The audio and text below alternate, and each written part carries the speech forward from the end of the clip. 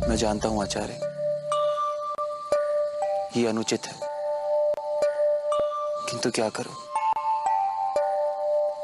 मेरे मन के किसी कोने में उसके लिए जो भावनाएं हैं वे रह रहकर मुझे आंदोलित कर देती हैं। एक प्रकार से कह सकता हूं इसमें तुम्हारी कोई त्रुटि नहीं है चंद्रगुप्त।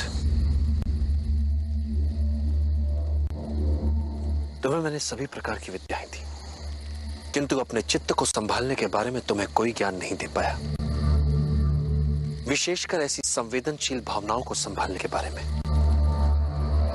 क्योंकि समूचे ब्रह्मांड और गणित का ज्ञान तो पुस्तकों से प्राप्त किया जा सकता है, किंतु ये जो मन की आसक्ति से उपजा उद्वेग है उसे अपने अनुभवों से ही समझा जा सकता है।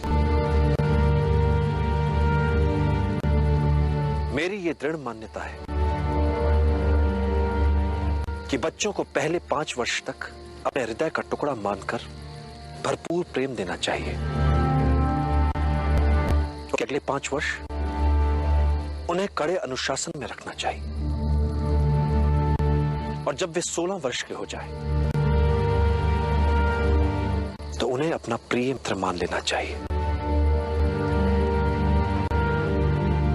तो मेरी मान्यताओं के अनुसार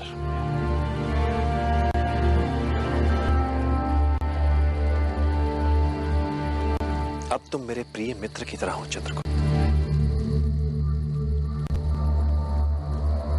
और अब हृदय को समझने के लिए और उसे संतुलित रखने के लिए मैं अपने अनुभवों से तुम्हें विभिन्न मार्ग दिखा सकता हूं।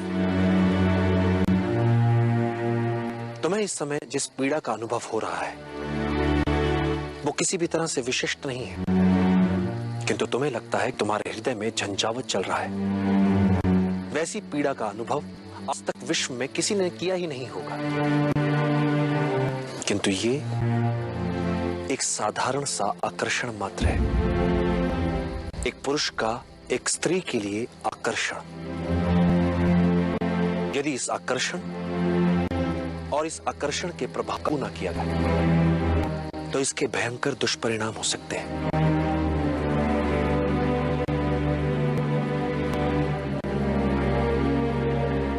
एक बात सदैव याद रखना चंद्रगुप्त, आत्मिक ज्ञान से बड़ा कोई आनंद नहीं, कामुकता से बड़ी कोई व्याधि नहीं, और शारीरिक आकर्षण से बड़ा कोई शत्रु नहीं। क्या आचार्य, एक स्त्री और पुरुष का मिलन कोई बुरी बात होती है? कदापि नहीं। एक साधारण व्यक्ति के लिए यह सामान्य होगा, किंतु जिन्हें महान बनना है, जिन्होंने अपने लिए एक महान लक्ष्य निर्धारित किया है,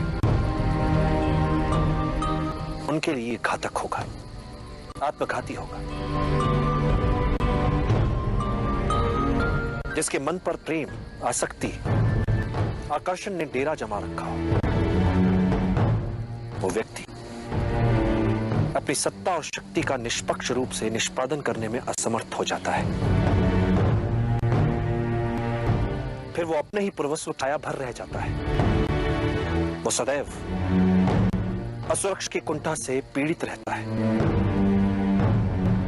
ये सब किसी किसान, किसी व्यापारी, किसी पदाति सैनिक के लिए सामान्य हो सकता है,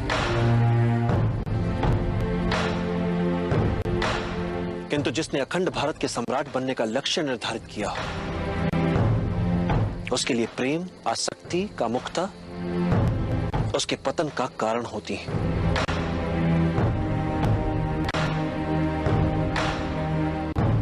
कभी कभी सोचता हूं आचार्य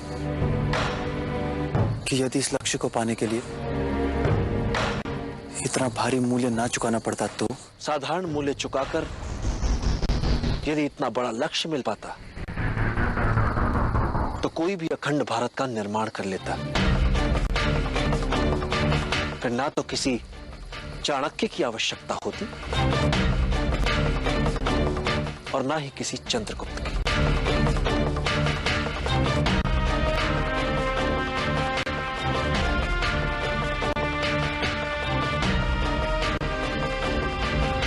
अखंड भारत का निर्माण एक ऐसी शैया है जिस पर तरह तरह के आत्मानुशासन के कांटे बिछे हैं, और इस पर वही लेट सकता है जिसने अपने शरीर को अभ्यास करके वज्र सा बना लिया हो। और इस प्रकार के व्यक्ति के लिए स्त्री का आकर्षण विध्वंसकारी होता है। विश्व में निष्कलंक पौरुष सा सुंदर कुछ नहीं। स्त्री से स्वच्छंद कोई जीव नहीं। स्त्री में पुरुष से 2 गुना भूख, 4 गुना लज्जा और 8 गुना कामुकता होती है।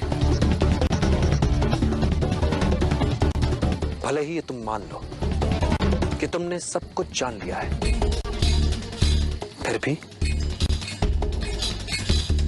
तुम स्त्री को कभी नहीं जान सकते।